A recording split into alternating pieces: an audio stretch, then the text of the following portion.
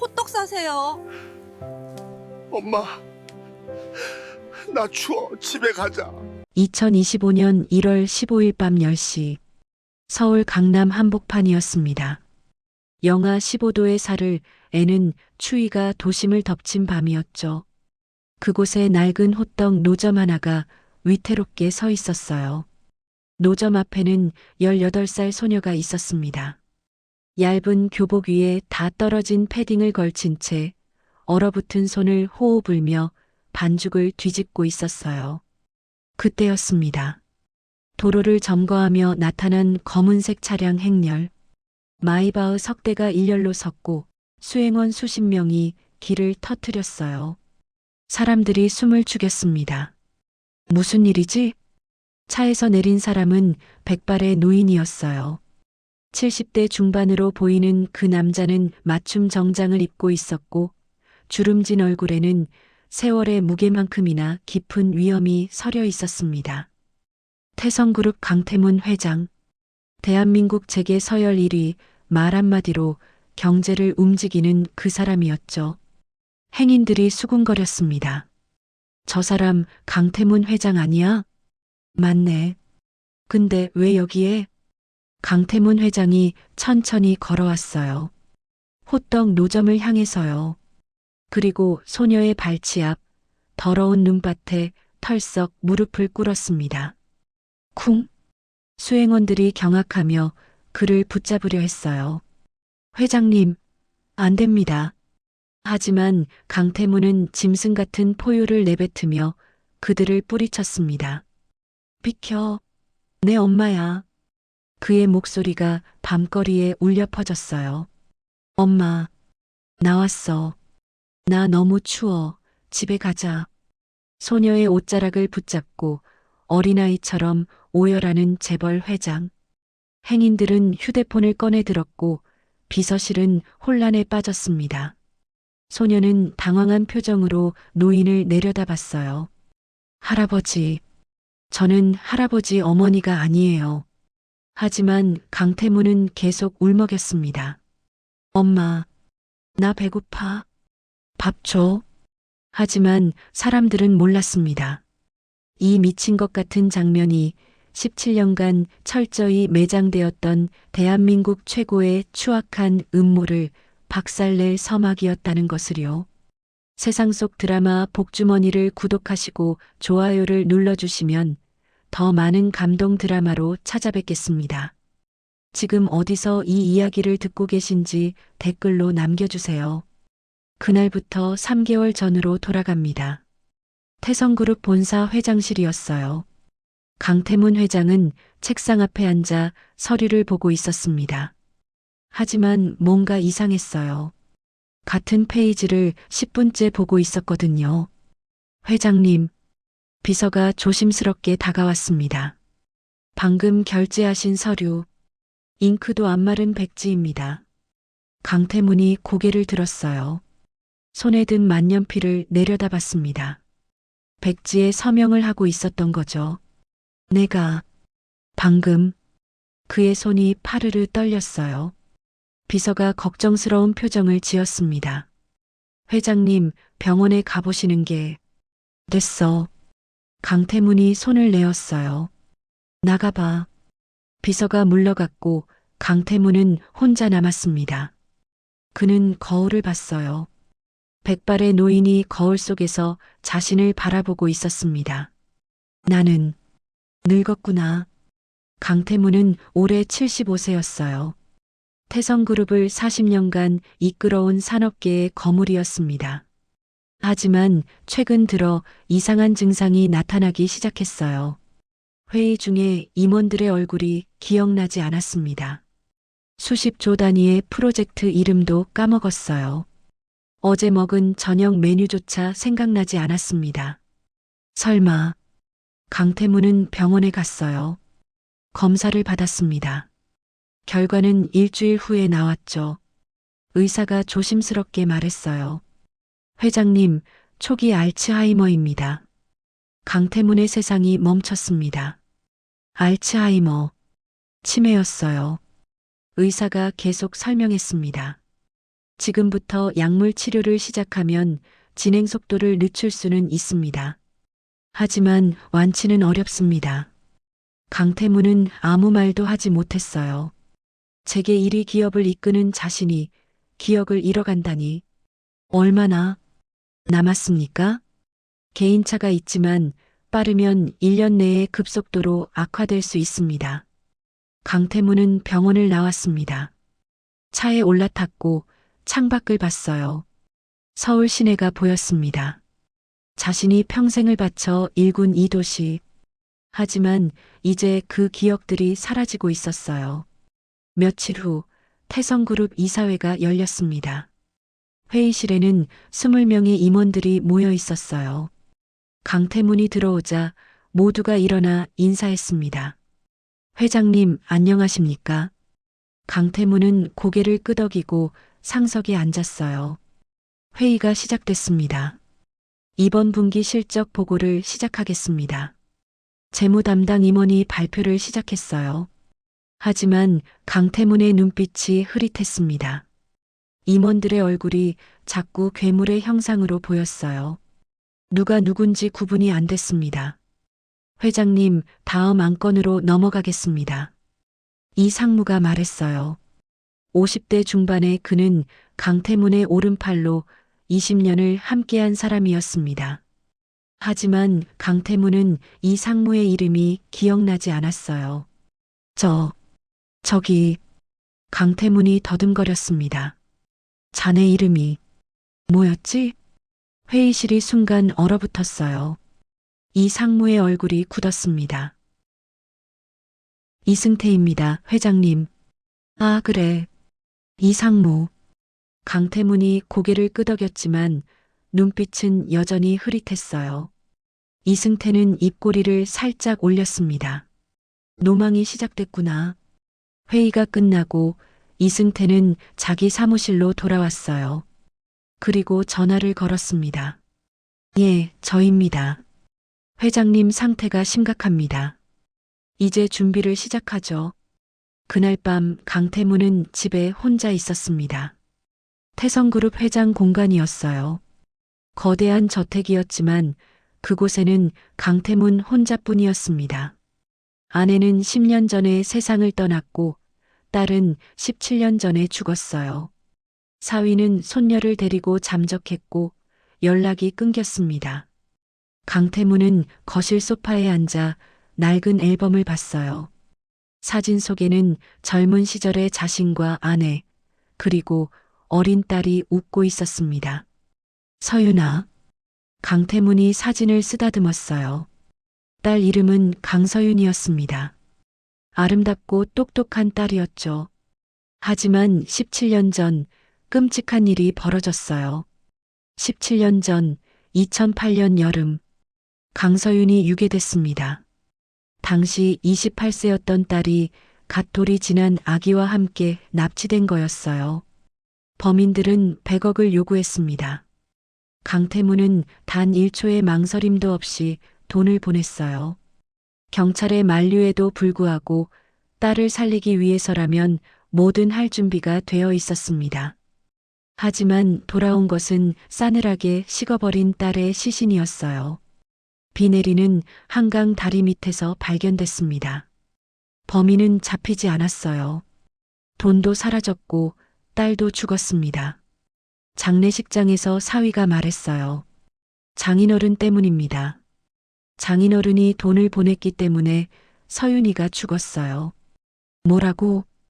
범인들은 돈을 받고도 입막음을 위해 서윤이를 죽였습니다.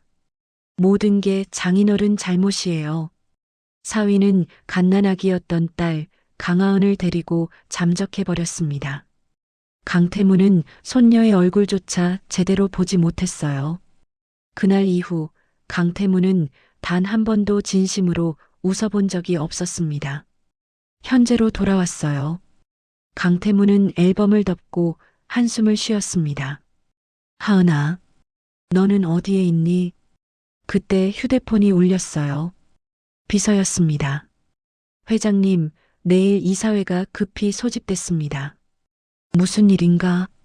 이승태 상무가 회장님의 건강 문제를 이유로 경영 일선 후퇴를 제안하셨다고 합니다. 강태문의 눈빛이 차갑게 가라앉았어요. 그래. 전화를 끊고 강태문은 창밖을 봤습니다. 하이에나들이 움직이기 시작했구나. 강태문은 알고 있었어요. 자신이 쓰러지면 태성그룹은 내부 권력 다툼으로 무너질 거라는 거리요. 하지만 지금 자신에게는 시간이 없었습니다. 치매가 빠르게 진행되고 있었거든요. 내가 무엇을 해야 하지? 다음 날 아침이었어요. 강태문은 이사회에 가지 않았습니다. 대신 수행원들을 따돌리고 낡은 경차에 혼자 올라탔어요. 회장님, 어디 가십니까? 비서가 쫓아왔지만 강태문은 차를 몰고 나갔습니다. 어디로 가는지 자신도 몰랐어요. 그냥 본능적으로 핸들을 돌렸습니다. 30분쯤 달렸을까요? 강태문은 강남의 한 골목에 차를 세웠어요. 왜 여기에 왔는지 몰랐습니다. 하지만 코끝을 간지럽히는 달콤한 냄새가 났어요. 이 냄새는 강태문이 차에서 내렸습니다. 골목 안쪽으로 걸어갔어요. 그곳에 낡은 호떡 노점이 있었습니다. 노점 앞에는 18살쯤 되어 보이는 소녀가 서 있었어요. 얇은 교복 위에 다 떨어진 패딩을 걸쳤고 얼어붙은 손으로 반죽을 뒤집고 있었습니다. 강태문이 다가갔어요. 학생. 소녀가 고개를 들었습니다. 맑은 눈동자가 강태문을 바라봤어요. 네. 호떡 사시려고요? 응, 하나 주게. 소녀가 웃으며 호떡을 굽기 시작했습니다. 설탕 많이 넣어드릴게요. 추운데 달달한 게 최고예요. 강태문은 소녀를 보며 묘한 감정을 느꼈어요. 왠지 모르게 가슴이 따뜻해졌습니다. 이 아이는 왜 이렇게 익숙한 느낌이지? 호떡이 완성됐어요. 여기요, 할아버지. 조심히 드세요. 뜨거워요. 강태문이 호떡을 받아 한 입 베어 물었습니다. 달콤한 맛이 입안에 퍼졌고 따뜻함이 온몸으로 번졌어요. 그 순간이었습니다. 강태문의 머릿속에 오래된 기억 하나가 스쳤어요. 아빠, 호떡 사줘. 설탕 많이 넣은 거. 어린 시절 딸 서윤이 졸라대던 목소리였습니다. 강태문의 눈가가 촉촉해졌어요. 학생. 네. 왜 이렇게 얇게 입고 다녀?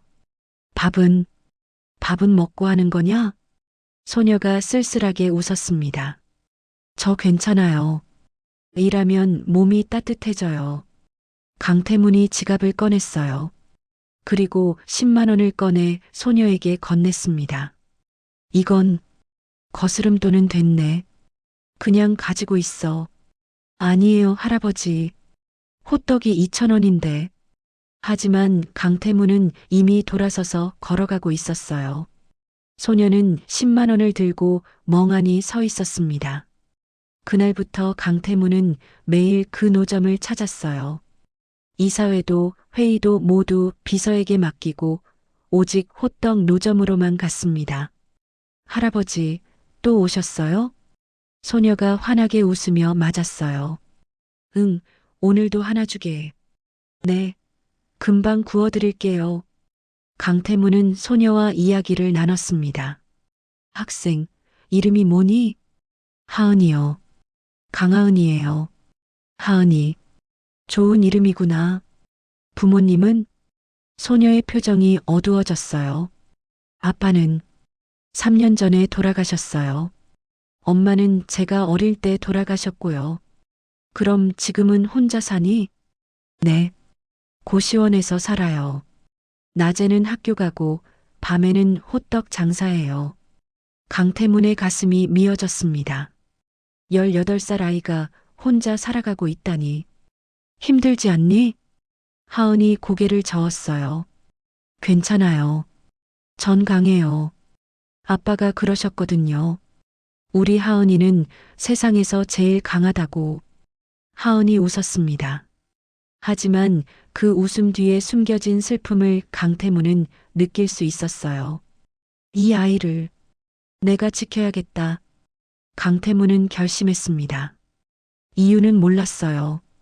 하지만 심장이 먼저 반응하고 있었습니다. 한 달이 지났습니다. 강태문은 매일 하은의 노점을 찾았고 하은은 할아버지를 기다렸어요. 둘 사이에는 묘한 유대감이 생겼습니다. 어느 날이었어요. 강태문이 노점에 갔는데 하은이 보이지 않았습니다. 이상하네. 주변을 둘러봤어요. 그때 골목 안쪽에서 소란이 들렸습니다. 야, 이 거지 같은 노점 치우라고 했지. 강태문이 급히 달려갔어요. 골목 안에서 깡패 5명이 하은의 노점을 엎어버리고 있었습니다. 안 돼요. 그만해요. 하은이 울면서 막았지만 깡패들은 비웃었어요. 닥쳐. 여기 우리 구역이야. 쾅. 호떡 기계가 바닥에 넘어졌습니다. 펄펄 끓는 기름이 쏟아졌고 하은의 손에 튀었어요. 아! 하은이 비명을 지르며 손을 부여잡았습니다. 화상이었어요. 강태문의 눈빛이 변했습니다. 흐릿했던 눈동자가 전성기 시절의 포식자처럼 번뜩였어요. 지금 뭐 하는 짓들이냐? 깡패들이 돌아봤습니다. 웬 영감이. 꺼져. 한 명이 강태문을 밀쳤어요.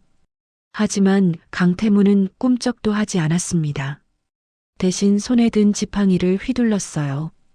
퍽! 지팡이가 깡패의 미간에 정확히 박혔습니다. 으악! 깡패가 비명을 지르며 바닥에 쓰러졌어요. 나머지 깡패들이 놀라서 덤벼들었습니다. 하지만 강태문은 침착하게 휴대폰을 꺼냈어요. 그리고 한 번으로 전화를 걸었습니다. 나다. 강남구동 골목. 당장 와. 30초 후였어요. 골목 입구에서 검은 옷을 입은 사람들이 쏟아져 들어왔습니다. 태성그룹 특수 경호팀이었어요. 회장님, 경호팀장이 달려와 강태문 앞에 무릎을 꿇었습니다. 깡패들의 얼굴이 새하얗게 질렸어요. 회장님? 이 사람들 처리해. 알겠습니다. 경호원들이 깡패들을 제압했습니다. 단 3분 만에 깡패들은 피떡이 된 채 바닥을 기었어요. 강태문이 다가가 깡패 한 명의 머리채를 잡았습니다. 누가 시켰지? 말 안 하면 죽는다. 강태문의 목소리가 얼음장처럼 차가웠어요. 깡패가 떨리는 목소리로 대답했습니다. 이승태 상무님이 시켰습니다. 강태문의 눈빛이 날카롭게 빛났어요. 이승태. 그는 하은에게 다가갔습니다. 하은은 화상 입은 손을 부여잡고 울고 있었어요. 할아버지. 강태문이 하은을 품에 안았습니다. 괜찮아. 이제 안전해. 제 노점이 다 부서졌어요. 걱정하지 마. 내가 다 해결해 줄게. 강태문이 경호팀장에게 말했어요. 이 아이를 병원으로 모셔라. 최고의 의사에게 치료받게 하고. 알겠습니다, 회장님. 하은이 구급차에 실려갔고 강태문은 골목에 홀로 남았습니다. 그는 주먹을 꽉 쥐었어요. 이승태, 감히 내 아이를. 강태문의 입에서 나지막한 목소리가 흘러나왔습니다. 태성에서 내 허락 없이 살아남을 놈은 하나도 없을 것이다. 그 순간 강태문은 깨달았습니다. 자신이 왜 이 아이를 지켜야 하는지를요. 병원이었어요. 하은은 VIP실에서 치료를 받고 있었습니다. 손에 화상 연고를 바르고 붕대를 감았어요. 강태문이 옆에서 지켜보고 있었습니다. 많이 아프니? 괜찮아요, 할아버지. 이 정도는. 하은이 웃으려 했지만 눈물이 흘렀어요. 무서웠어요. 강태문이 하은의 손을 잡았습니다. 이제 괜찮아. 내가 지켜줄게. 할아버지는 왜 저를 도와주세요? 그냥 그냥 자네가 내 손녀 같아서. 하은이 고개를 끄덕였어요. 그때 하은의 목에서 무언가가 보였습니다. 목걸이였어요. 줄 끝에 낡은 금반지가 달려 있었습니다. 강태문의 눈이 커졌어요. 저 반지. 아, 이거요? 하은이 목걸이를 만졌습니다. 엄마 유품이에요. 아빠가 주셨어요. 강태문의 손이 떨렸어요. 그 반지 좀 볼 수 있을까? 네. 하은이 목걸이를 풀어 강태문에게 건넸습니다. 강태문이 반지를 받아들었어요. 안쪽을 봤습니다. 거기에는 아주 작은 글씨로 이렇게 적혀 있었어요. 태명하은 영원한 나의 보석. 강태문의 전신에 전율이 일었습니다. 이 반지는요. 17년 전 자신이 딸 강서윤에게 선물했던 세상에 딱 하나뿐인 특수 제작 반지였어요. 딸이 임신했을 때 태어날 아기를 위해 만든 거였습니다. 설마. 강태문의 입술이 떨렸어요. 학생. 아니 하은아. 내 할아버지. 내 아버지 성함이. 뭐니? 김진우요. 왜요? 그리고 어머니는? 엄마 이름은 강서윤이라고 들었어요. 제가 어릴 때 돌아가셔서 기억은 안 나요. 쿵. 강태문의 심장이 멎는 것 같았습니다. 강서윤. 자신의 딸 이름이었어요. 하느님. 제발. 강태문이 떨리는 손으로 하은의 손을 잡았습니다. 하은아, 너 혹시 할아버지가 있다는 얘기 들은 적 있니? 네. 아빠가 그러셨어요. 할아버지는 아주 큰 회사를 하시는 분인데 엄마가 돌아가신 후로 연락이 끊겼대요. 그 할아버지 이름은? 강태문이요. 근데 할아버지 왜 그러세요? 얼굴이 새하얗게. 강태문은 그 자리에 무너져 내렸습니다. 무릎이 꺾였어요. 하은아. 할아버지. 나야. 내가 내 할아버지야. 하은의 눈이 휘둥그레졌습니다. 네. 강태문이 하은을 꼭 안았어요. 미안해. 미안하다. 너를 찾지 못해서. 17년 동안 강태문의 눈에서 눈물이 주르륵 흘러내렸습니다. 17년 전 딸이 죽었을 때 울지 못했던 눈물이었어요. 사위가 손녀를 데리고 잠적했을 때 흘리지 못했던 눈물이었습니다. 하은도 울기 시작했어요. 할아버지. 진짜 할아버지세요? 그래. 나야. 내가 내 친할아버지야. 둘은 한참을 울었습니다. 간호사들이 놀라서 들어왔지만 강태문이 손을 내었어요. 나가주게. 병실에는 강태문과 하은만 남았습니다. 강태문이 하은의 얼굴을 쓰다듬었어요. 내 엄마를 닮았구나. 서윤이를 닮았어. 할아버지. 정말 할아버지 손녀가 맞아요? 그래. 내일 유전자 검사를 하자. 그럼 확실히 알 수 있어. 하은이 고개를 끄덕였습니다. 그리고 또 울었어요. 저 이제 혼자가 아니에요? 그래. 이제 혼자가 아니야. 할아버지가 있잖아. 강태문이 하은을 꼭 안았습니다. 그날 강태문은 처음으로 확신했습니다. 자신이 평생 찾던 아이가 아직 살아있다는 걸요. 다음 날 유전자 검사 결과가 나왔습니다. 의사가 서류를 들고 들어왔어요. 회장님, 결과가 나왔습니다. 강태문이 긴장한 표정으로 물었습니다. 어떻게 됐나? 친손녀가 확실합니다. 일치율 99.9%입니다. 강태문이 눈을 감았어요. 안도의 한숨을 쉬었습니다. 감사합니다. 의사가 나가고 강태문은 하은을 봤습니다. 하은도 눈물을 흘리고 있었어요. 할아버지. 하은아, 이제 확실해졌어. 너는 내 손녀야. 네. 할아버지. 둘은 다시 한번 껴안았습니다. 며칠 후 강태문은 하은을 회장 공간으로 데려왔어요. 거대한 저택이었습니다. 하은은 입을 떡 벌렸어요. 와, 여기가 할아버지 집이에요? 그래. 이제 여기가 내 집이기도 하고. 제가 여기서 살아도 돼요? 당연하지. 넌 내 손녀야. 하은의 눈에 눈물이 또 났어요. 강태문이 하은의 방을 보여줬습니다.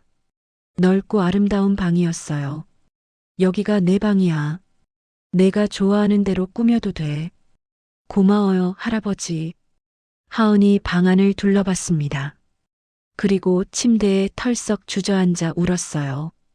왜 우니? 기뻐서요. 저 태어나서 처음으로 이런 방을 가져봐요. 강태문이 하은 옆에 앉았습니다. 하은아, 앞으로는 힘든 일 없을 거야. 할아버지가 다 챙겨줄게. 할아버지, 고마워요. 정말 고마워요. 하은이 강태문을 꼭 안았습니다. 강태문도 하은을 안으며 생각했어요. 이 아이를 지켜야 한다. 무슨 일이 있어도. 일주일 후였습니다. 태성그룹 긴급 이사회가 소집됐어요. 이승태 상무가 주도한 회의였습니다. 회의실에는 20명의 임원들이 모여 있었어요. 이승태가 말했습니다. 오늘 이사회를 소집한 이유는 회장님의 건강 문제 때문입니다. 임원들이 수군거렸어요. 회장님은 최근 치매 진단을 받으셨습니다. 더 이상 회사를 경영하실 수 없는 상태입니다. 그래서 제안합니다. 회장님은 명예회장으로 물러나시고 경영은 저희가 맡는 게 어떻겠습니까? 임원들이 고개를 끄덕였어요. 이승태가 웃었습니다. 드디어 태성이 내 것이 된다. 바로 그때였습니다. 쾅! 회의실 문이 부서질 듯 열렸어요. 강태문이 들어왔습니다. 휠체어가 아니었어요. 꼿꼿한 발걸음으로 걸어 들어왔습니다. 임원들이 놀라서 일어났어요. 회장님. 그리고 강태문의 옆에는 눈부신 드레스를 입은 하은이 서 있었습니다. 누가 누굴 해임한다는 거지? 강태문의 목소리가 회의실에 울려 퍼졌어요. 이승태의 얼굴이 굳었습니다. 회장님, 어떻게? 강태문이 상석에 앉았습니다. 하은이 그 옆에 섰어요. 이승태, 네. 자네가 지난 17년간 뭘 했는지 내가 다 알고 있네. 강태문이 서류 뭉치를 테이블에 던졌습니다. 파사삭? 서류들이 테이블 위에 흩어졌어요. 횡령 증거, 비자금 조성 증거, 그리고 강태문의 눈빛이 날카롭게 빛났습니다. 17년 전 내 딸 유괴 사건에 자네가 관여했다는 증거까지. 회의실이 얼어붙었어요. 이승태의 얼굴이 새하얗게 질렸습니다. 그게 무슨... 입 닫혀. 강태문이 내선 전화를 눌렀어요. 들어와. 회의실 문이 열렸습니다. 검사와 경찰들이 들이닥쳤어요. 이승태, 넌 체포다. 안 돼. 이승태가 비명을 지르며 도망치려 했지만 경찰들이 그를 붙잡았습니다. 하지만 이승태는 수갑이 채워진 채 끌려나갔어요. 강태문이 남은 임원들을 봤습니다. 다들 잘 들어. 모두가 숨을 죽였어요. 이 아이는 내 손녀 강하은이다. 하은이 임원들에게 인사했습니다. 안녕하십니까? 강하은입니다. 그리고 이 아이는 태성그룹의 유일한 승계자다. 임원들이 경악했어요. 회장님, 하지만은 없네. 이 아이는 내 딸 강서윤의 딸이고 내 친손녀야. 강태문이 마이크를 잡았습니다. 내 기억은 사라질지 몰라도 이 아이의 앞길을 막는 놈들은 내가 지옥까지 쫓아가서 짓밟아주마. 회의실이 정적에 휩싸였어요. 강태문이 하은을 보며 말했습니다. 하은아, 인사해. 하은이 고개를 숙였어요. 앞으로 잘 부탁드립니다. 임원들도 고개를 숙였습니다. 잘 부탁드립니다, 아가씨. 그날 태성그룹의 새로운 여왕이 탄생했습니다. 하지만 강태문의 상태는 급속도로 악화되고 있었어요. 어느 날 아침이었습니다. 강태문이 침대에서 일어났는데 자신이 어디 있는지 몰랐어요. 여기가 어디지? 하은이 방으로 달려왔습니다. 할아버지, 괜찮으세요? 너는 누구니? 하은의 가슴이 철렁 내려앉았어요. 할아버지, 저예요. 하은이요. 하은이. 강태문이 고개를 갸웃거렸습니다. 잠시 후 기억이 돌아왔어요. 아, 하은아. 미안해. 괜찮아요, 할아버지. 하은이 강태문을 안았습니다. 의사가 말했어요. 증상이 급속도로 악화되고 있습니다. 빠르면 3개월 내에 모든 기억을 잃을 수 있습니다. 하은은 울음을 참았어요. 할아버지, 제발. 강태문은 남은 시간을 하은과 함께 보내기로 했습니다. 둘은 함께 산책을 했고 함께 밥을 먹었어요. 강태문이 하은에게 물었습니다. 하은아, 너 꿈이 뭐니? 저요? 하은이 생각하다가 대답했어요. 저는 할아버지처럼 훌륭한 사람이 되고 싶어요. 그래서 어려운 사람들을 도와주고 싶어요.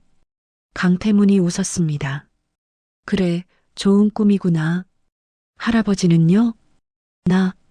강태문이 하늘을 봤어요. 나는 너를 지켜주는 게 꿈이야. 내가 행복하게 사는 걸 보는 게 내 꿈이고. 하은의 눈에 눈물이 났어요. 할아버지, 하은아, 약속해. 앞으로 힘들어도 포기하지 말고 내 꿈을 이루렴. 네, 할아버지. 약속할게요. 둘은 손을 꼭 잡았습니다. 3개월이 지났습니다. 강태문의 상태는 더욱 악화됐어요. 이제는 하은의 얼굴도 기억하지 못할 때가 많았습니다. 어느 날 강태문이 하은을 불렀어요. 하은아, 이리 와. 네, 할아버지. 강태문이 서류를 하나 꺼냈습니다. 이건 태성그룹 지분 51% 모두 내 이름으로 넘겼어. 할아버지, 그리고 이건 내 모든 재산 목록이야. 다 내 거야. 하은이 고개를 저었어요. 싫어요. 저는 돈이 필요 없어요. 할아버지만 있으면 돼요. 강태문이 하은을 안았습니다. 하은아, 나는 곧 너를 기억하지 못할 거야. 하지만 이 재산은 내가 평생 행복하게 살 수 있게 해줄 거야. 할아버지, 그리고 하나 더.